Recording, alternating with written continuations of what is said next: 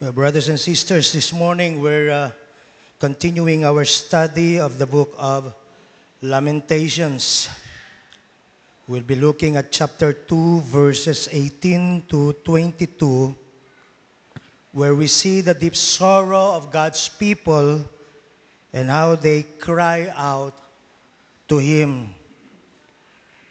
It's a powerful reminder of how important it is to turn to God, even in the hardest times, or should I say, especially in the hardest times. As we go through this passage, let us ask the Lord to be with us, and may His Spirit help us understand what He wants to teach us today. In his recent SONA, or the State of the Nation address, the President highlighted the serious issue of corruption affecting many flood control projects. These projects were originally intended to reduce the risk of flooding and strengthen the country's ability to handle natural disasters. But many have fallen short. Some were built with substandard quality, while others were never constructed at all. They exist on paper only. You see, when towns and cities flood, it's often not just because of heavy rain, but because the drainage system has failed. The water comes, but has nowhere to go, and the consequences can be devastating. But in many ways, our hearts are no different. Pain accumulates, disappointment builds up, and without a spiritual outlet, we begin to drown inside. Lamentation 2 offers us that outlet, a divine invitation to let our sorrow flow freely into the presence of God. What does verse 19 say? Pour out your heart like water. Pour out your heart like water before the face of the Lord. We can divide our study this morning into two parts. Verses 18 to 19, the need to cry out to God. And verses 20 to 22, asking God to see and act. Pero bago po tayo magpatuloy, gusto ko lamang isaalang-alang muna nating sandali ang pinaka-context nito. Sa una-una pong 17 mga talata dito sa Lamentations 2, yung first 17 verses, inilarawan po doon ang pagbagsak ng Jerusalem bilang bunga ng matinding galit ng Diyos. Noong una po, tagapagtanggol pa nila siya. Pero malaunan ay naging kalaban na. Kaya't winasak ang mga pinagkakatiwalaan nilang depensa.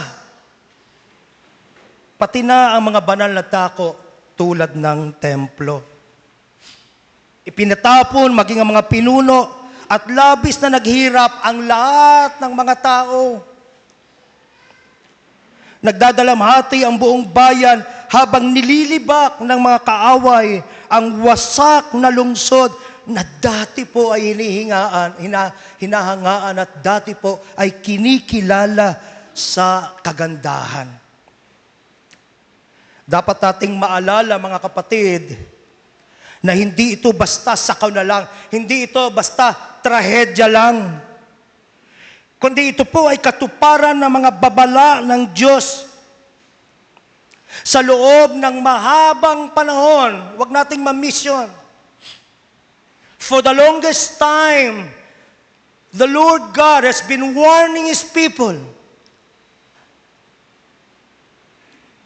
Huwag kayong babaling sa mga Diyos-Diyosan. Huwag kayong magtitiwala sa inyong mga sarili. Huwag kayong magmamalaki. Huwag kayong yayabang. Mahabang panahon na tumatanggap sila ng babala mula sa Panginoon. So muli ito ay katuparan ng mga babala ng Diyos sa loob ng mahabang panahon bilang parusa sa paulit-ulit nilang pagsuway. Paulit-ulit. Hindi po nagkulang ang Diyos ng pagbibigay ng mga babala sa kanila. Sadya lamang pong matigas ang kanilang puso. Pakinggan ninyo halimbawa ang pagtutuwid sa kanila sa huling bahagi ng verse 13. Lamentations 2:13, for your ruin is spread wide as the sea, who can heal you? The ruin here, brothers and sisters, is described as wide as the sea. And the question, who can heal you, reveals how futile it is to seek healing anywhere other than God. Yet this is exactly what they kept doing again and again and again. This part of Scripture, brothers and sisters, confront us with a hard truth. When we are guilty before a holy God, no amount of worldly comfort, whether through distractions or entertainment, if you will, no amount of pleasures or advice can remove that guilt. Inanam mo yung sarili mo. Tatry mong kalilimutan na nagkakasala ka sa Diyos. Pero kahit na gaano pa ang gagawin mo, babalik at babalik yan. Ipapaalala sa iyo na lumalakad ka ng malayo sa Diyos.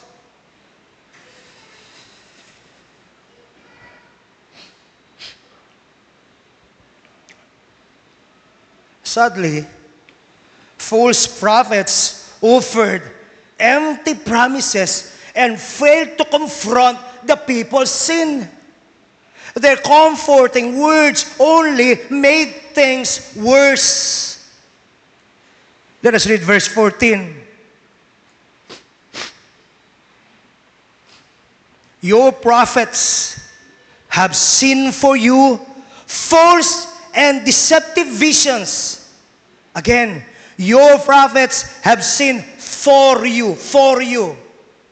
Inaalu ka ng mga false prophets. Inaalu sila ng mga false prophets.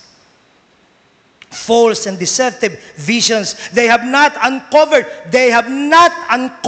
your iniquity to bring back your captives, but have envisioned for you false prophets and delusions. Alam ninyo, ang talatang ito ay isang seryosong babala laban sa mga pinunong nabibigong harapin at nabibigong talakayin ang usapin ng kasalanan. Sa halip na tawagin ang mga tao sa pagsisisi, nagbibigay sila ng mga nakaaaliw na kasinungalingan. Malungkot, marami yan, makikita mo sa maraming simbahan. Hindi pinag-uusapan ng kasalanan, hindi pinag-uusapan kung anong nakakasuya sa mata ng Diyos. Ang palaging paksa ay kung ano lang ang magpapalakas ng iyong loob, magpapaganda ng iyong pakiramdam.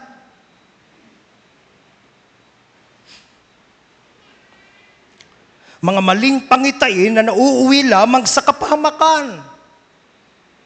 Again, naalala nyo yung example ko?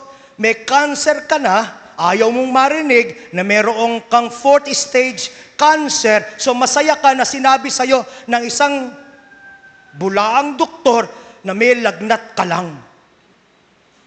Hindi ka tutulungan nito. Amen? Gusto mo ng isang doktor na magiging honest sa'yo para maa-address ang problema.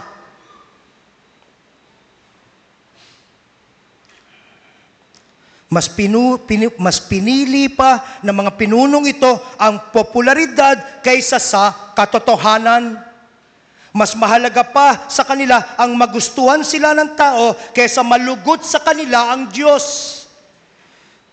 Na walang iniwan sa babala ni Pablo sa 2 Timothy 4:3 tungkol sa mga taong naghahanap ng guro na ayon sa gusto lang nila, mga gurong para lamang kinikiliti ang kanilang tainga. Mga kapatid, hindi po kapakipakinabang at lalong hindi makabubuti sa simbahan kung ganito ang klase ng mga tagapangaral. Nariyan lamang para aliwin kayo at hindi upang turuan kayo, hindi upang ituwid kayo at hindi upang gabayan kayo sa katotohanan.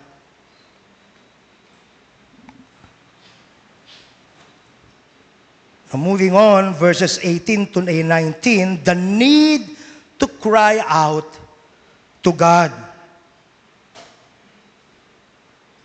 Let's make it clear once again. God's anger, which was His response to their disobedience, is neither random nor unfair. It flows from His holiness and His faithfulness to His covenant. It was Israel who turned away from God, and that led to their downfall. They had no one to blame but themselves. In response, the people were not told to resist. They were not told to fight back or pretend everything was fine. Instead, they were called to cry. They were called to mourn and to return to God, not just on the outside, but with hearts fully surrendered to His rule and to His grace. Yun po sinasabi ng verse 18. Their heart cried out to the Lord, O wall of the daughter of Zion, let tears run down like a river day and night.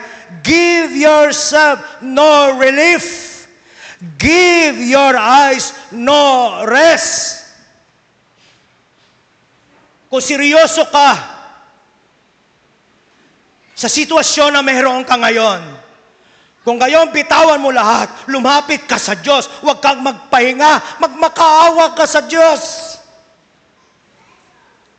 Kung gusto mo talagang makakita ng pagbabago sa kung ano man ang dinadaanan mo ngayon.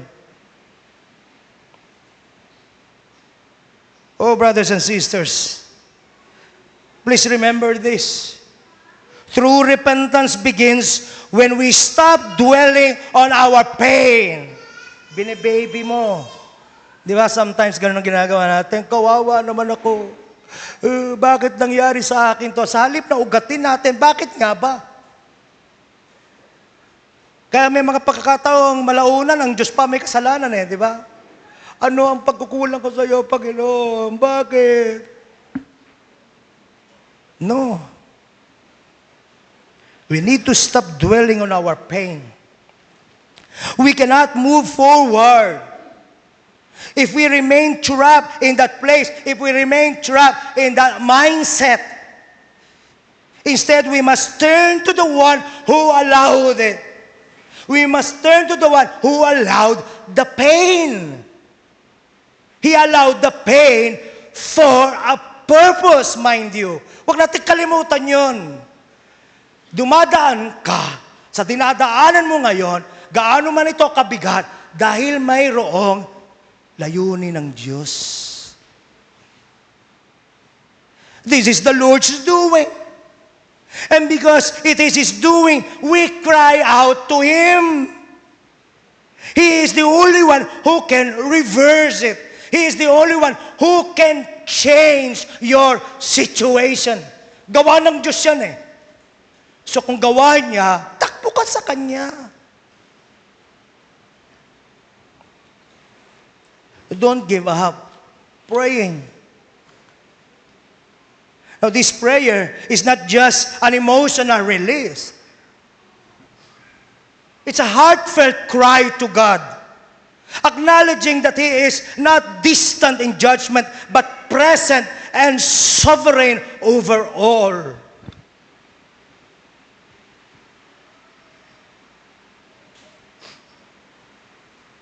Parang isang magulang na nagdidisiplina sa kanyang anak. Papaluin niya ito at sisiguraduhin ng magulang na mararamdaman ng anak ang sakit ng kanyang pagpalo, pero kasunod nito ay ang paghihakap. Hindi ako malayo sa iyo. Dinidisiplina kita, tinutuwid kita, pero hindi ako malayo sa iyo. Ang loob ko ay sa iyo.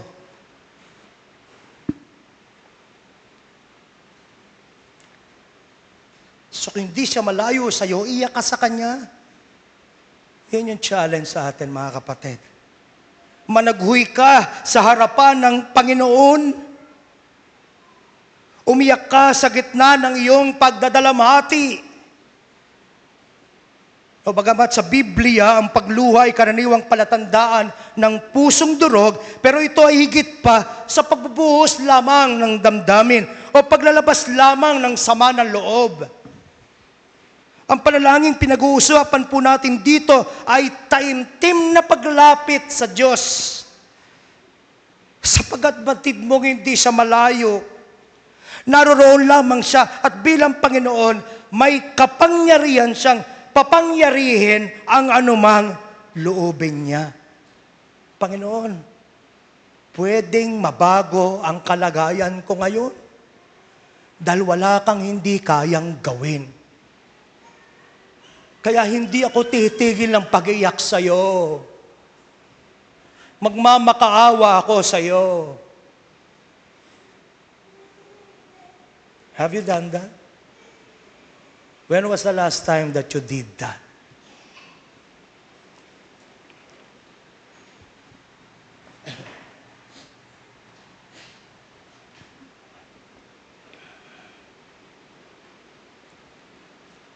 Sobereno ang ating Panginoon eh.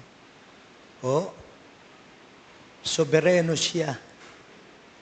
Lagi niyo naririnig sa akin, if this God could create out of nothing, then there is nothing this God cannot do.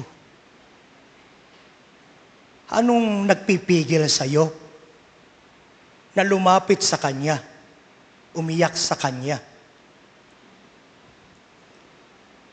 Kung malinaw sa iyo yan, hindi ba't araw at gabi, walang pagod kang dadalangin at magmamakaawa sa Kanya? Gaya po ng ating mababasa sa verse 19. Arise, cry out in the night, at the beginning of the watches. Pour out your heart like water before the face of the Lord. Lift your hands toward Him for the life of your young children who faint from hunger at the head of every street.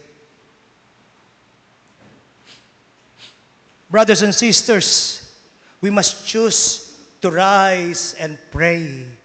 Even in the darkest moments of our lives. Because when we pour out our hearts to God, we show Him that our hope is in Him alone. And we're no longer turning to anyone else. At the same time, we also show Him our sincere repentance and our dependence upon His grace.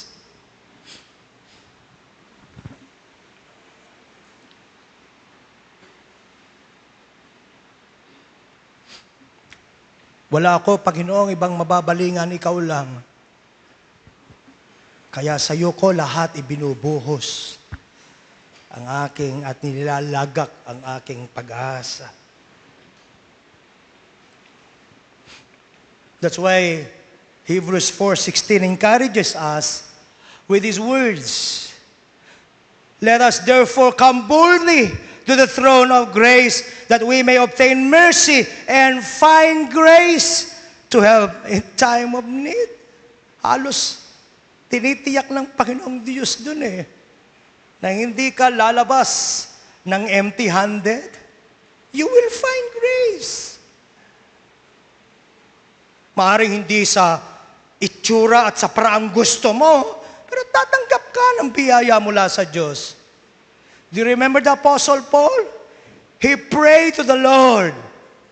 He besought the Lord 3 times. Remove this thorn.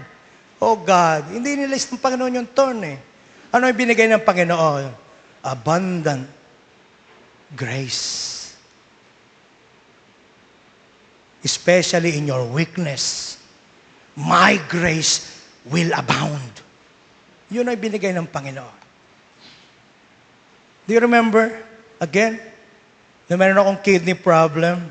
When I realized na medyo pangmatagalan to, nagsettle na ako sa puso ko.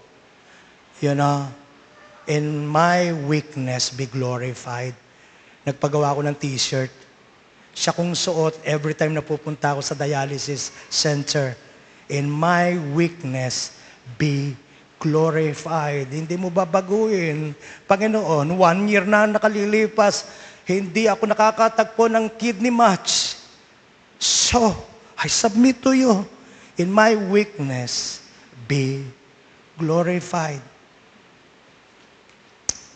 Pero hindi walang sagot. Sumagot. Ano sagot niya? Sasamahan kita, susustinahan kita, gagabayan kita. Amen?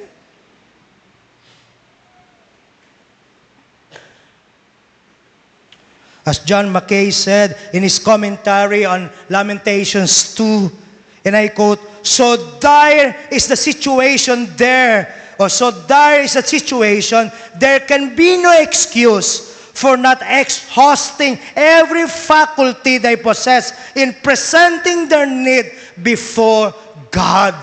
End of quote. Amen? Ulitin ko. So dire is the situation, there can be no excuse for not exhausting every faculty they possess in presenting their need before God.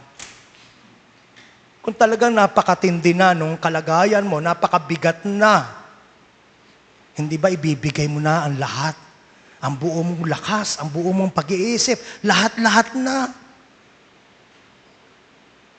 Dahil wala na akong pag-asa, Panginoon, maliban sa iyo. So kung ikaw ay parang kang karot na kung saan-saan pa nakikita, kaysa halip na mag-settle down at umasa na, Panginoon, ikaw lang, wala nang ibang pwedeng may magawa. Pwede kang gumamit ng ibang tao, pwede kang gumamit ng ibang circumstansya, pero ultimately, klaro sa akin, ikaw yun. Ikaw yun. Lalagi ka na sa kanyang presensya. Amen? Minsan kasi pagkakamali natin yun di ba?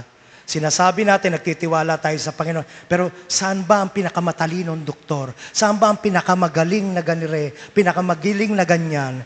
Amen. So, yung peace mo, di ba? At kung matagpuan mo ang pinakamagaling na doktor, yung peace mo sumusunod doon, yung kapayapaan mo sumusunod doon. Hindi ka payapa dahil alam mo hawak ka ng Diyos. Payapa ka dahil sa wakas, garantisado na ang magaling na doktor. Sa wakas, garantisado ng magaling na contact. Ang matibay na trabaho, etc. Ang kapayapaan natin, hindi talaga sa Diyos. Dapat mabago yan, mga kapatid. Dapat mabago yan.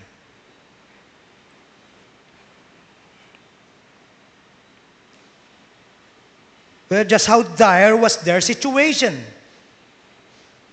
We'll see that more clearly in the following verses. Verses 20 to 22.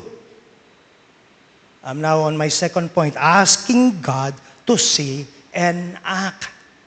Let us read verses 20 to 22 of Lamentations 2. See, O Lord, and consider, to whom have you done this? Should the women eat their offspring, the children they have cuddled? Should the priest and prophet be slain in the sanctuary of the Lord? Young and old lie on the ground in the streets. My virgins and my young men have fallen by the sword. You have slain them in the day of your anger, for you have slaughtered and not pitied.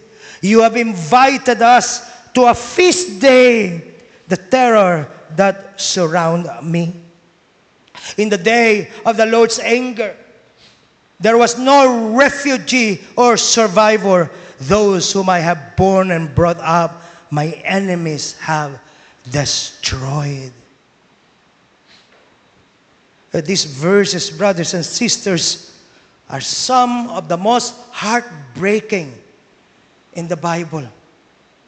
The prophet Jeremiah, the author of Lamentations, the prophet Jeremiah saw firsthand the full force of God's judgment on Jerusalem. The people of the covenant, once chosen and dearly loved, were now lying dead in the streets. The Lord, who used to call His people to joyful feast days, was now calling them to face terror and judgment and destruction. Now, this underscores a singular, unmistakable truth. Please take note of this. God's holiness cannot be compromised. Sin is not just a small mistake. It is rebellion against our Creator.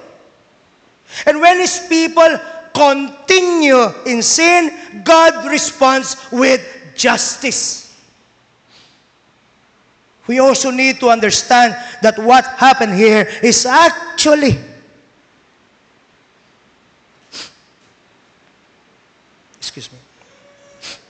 the result of the covenant curses in Deuteronomy 28, where the people of Israel said, Amen, to each condition, to each stipulation, showing they agreed to all of it.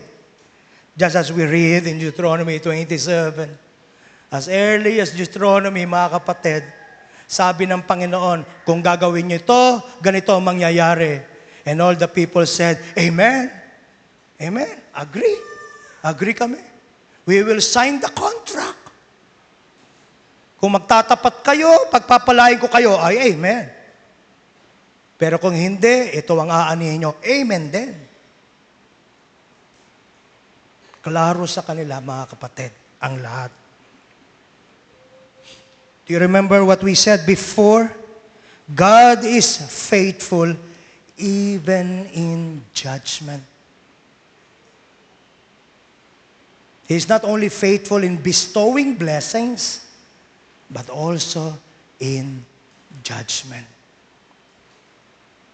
Akala natin minsan, bakit liko-liko ang ginagawa ko? Wala naman nangyayari sa akin. Oh, mga kapatid, do not despise the goodness and long-suffering of the Lord. Romans 2. Hindi ko mo binibigyan Kanya ng pagkakataon, hindi darating ang araw ng reckoning. There shall be a day of reckoning.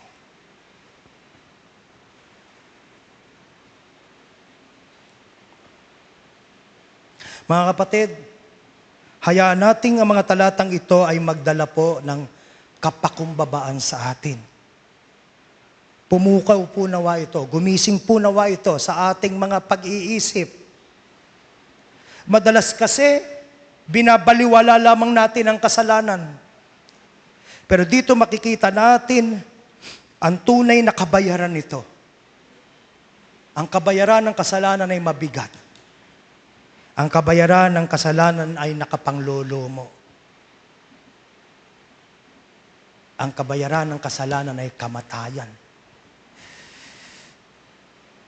Pero kahit na po sa gitna ng kadilimang ito, may liwanag pa rin po ng Ebanghelyo na sumisilip Ang Diyos na humatol sa Jerusalem ay siya ring nagsugo ng kanyang bugtong na anak upang pasanin ang hatol na laan sana para sa lahat ng mga rebeldeng kagaya mo at kagaya ko. Si Kristo po ay pinatay ng walang awa upang tayo ay tumanggap ng masaganang habag. Tandaan natin yan. Hindi dahil nakaligtas ka lang basta, hindi lang basta na iwasan natin ang matinding parusa ng kasalanan. May sumalo nito. May tumanggap ng lahat ng ito. Surely, He has borne our griefs and carried our sorrows, yet we esteem Him stricken, smitten by God, and afflicted. He was wounded for our transgressions. He was bruised for our iniquities. The chastisement for our peace was upon Him, and by His stripes we are healed. All we like sheep have gone astray. We have turned everyone to his own way, and the Lord has laid on Him the iniquity of us all. Isaiah 53. Ang tabak ng paghatol na bumagsak sa Jerusalem ay bumagsak din sa Kanya. Pero ang dahilan sana ng matinding takot sa nakapangingilabot nakahatulan ng Diyos, sa halip naging dahilan ng pagbubunyi para sa atin, para sa mga mananampalataya. Bakit? Because there is therefore now no condemnation to those who are in Christ Jesus. Amen? Dapat sana nanginginig tayo sa takot. Kung mamasdan mo ang mga patikim ng hatol ng Diyos, kagaya ng pinag-aaralan natin sa Lamentations, alam natin kung gaano katindi ang pwedeng gawin ng Diyos. Kaawa-awa ang mahulog o mapasailalim ng kamay ng Diyos. Pero hindi na yon mangyayari sa bawat isang sumasampalataya dahil kay Kristo. Amen? Sa Romans chapter 5, but God commended His love toward us, in that while we were yet sinners, Christ died for us. Much more than being now justified by His blood, we shall be saved from wrath through Him. Uulitin ko, kung mananampalataya ka, ano man ang dinadaanan mo, gaano man yan kabigat sa paningin mo, isa lang ang tiyak, hindi yan poot ng Diyos. Maaring ikaw ay tinuturuan, maaring ikaw ay dinidisiplina, pero kailanman kung mananampalataya ka, hindi ka napapasailalim ng poot ng Diyos. Bakit? Again, much more than being now justified by His blood, we shall be saved from wrath through Him. For if we were enemies, we were reconciled to God by the death of His Son, much more being reconciled, we shall be saved by His life.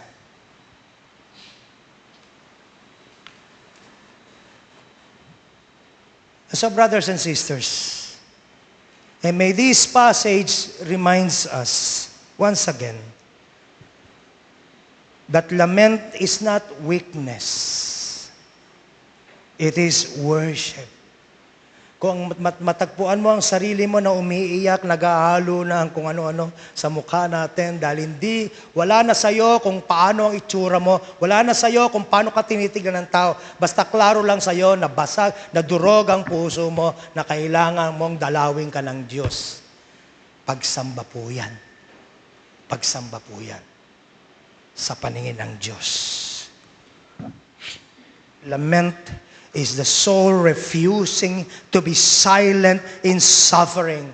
Instead, turning to the only one who can redeem it.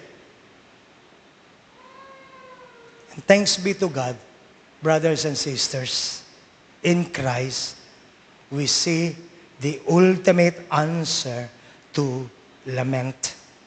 He bore the judgment we deserve so that our cries would never ever fall on deaf ears. This is the confidence that we have in Christ. Only because you are in Christ, this is the confidence that we have in Him. That if we ask anything according to His will, what? He hears us. Hindi kailanman, kung Kristiyano ka, hindi kailanman magiging bingi ang Diyos sa iyong mga panalangin. Sarap. Amen? Salamat, Panginoong Diyos, sa katiyakang yan. Because of Him, because of Christ, we can pour out our hearts with confidence, knowing that mercy flows from the throne of grace. Come boldly to this throne. Come, do not delay. Kaya mga kapatid, kapag ang kalungkutan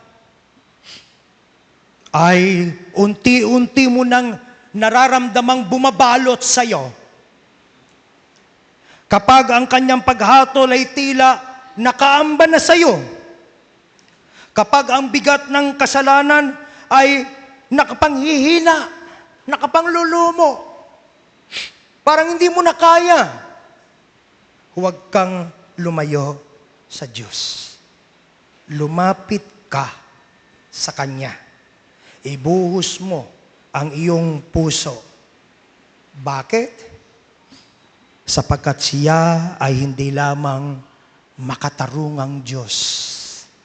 Siya ay mahabagin din. Amen? At kay Kristo po, ikaw ay sa Diyos. In Christ, you belong to Him. Hallelujah. Praise be to His name.